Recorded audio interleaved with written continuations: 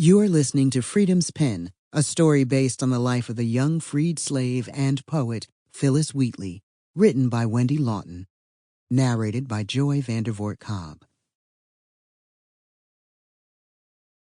A listener's note. All websites and phone numbers herein are accurate at the time of publication, but may change in the future or cease to exist. The listing of website references and resources does not imply publisher endorsement of the site's entire contents. Groups and organizations are listed for informational purposes, and listing does not imply publisher endorsement of their activities. For a copy of the endnotes and resources, go to moodypublishers.com and search by the title Freedom's Pen. Click on the Download in the Free Resources section. All scripture is taken from the King James Version. 1761. Phillis Wheatley was a little girl of 7 or 8 years old when she was captured in Africa and brought to America as a slave. But she didn't let her circumstances keep her down. She learned to read and write in English and Latin and showed a natural gift for poetry. By the time she was 12, her elegy at the death of the great pastor George Whitefield brought her worldwide acclaim.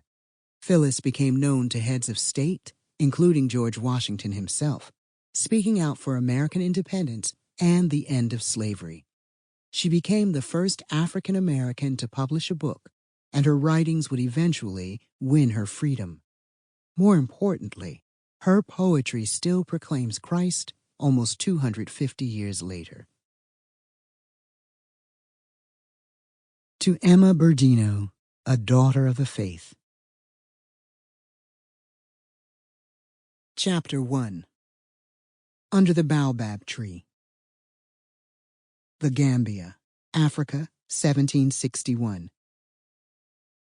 She heard it again. That unmistakable bwam bwam sound. It came from far away, but she was sure it was the tama, the talking drum. Jenksa stood still, straining to hear. She waited. Though she could do nothing about the buzz of insects and chattering of monkeys over the wet rice field, she barely breathed. Yes, it was the rhythmic tama voice carrying through the forest. The tonal variation sounded like a man talking. "What do the drums say, Mama Ding?" Jenksa could pick out a few words, but her mother understood the language of the drums. "What are they saying?" "Hush." Her mother had been bending over the young rice plants all morning, weeding and thinning. She planted her hands on either side of her back and straightened her body up, rubbing circles on. Sample complete. Ready to continue?